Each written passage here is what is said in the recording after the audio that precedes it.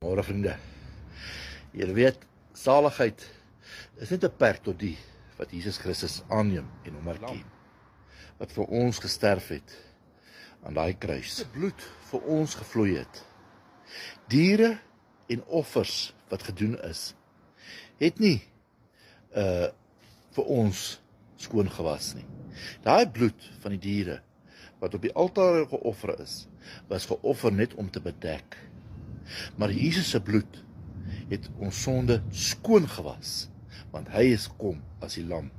En dit staan selfs in Jesaja, dit staan in die Ou Testament selfs.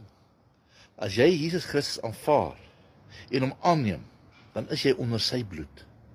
En dan het jy nie meer nodig om daai altaarofferings te doen nie.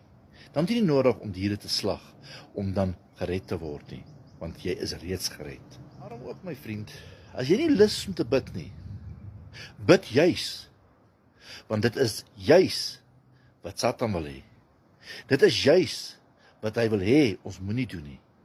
So gaan dit tee en bid tot die Vader en roep hom aan in al jou tye, benoude tye en vrolike tye. Geseënde dag vir julle almal.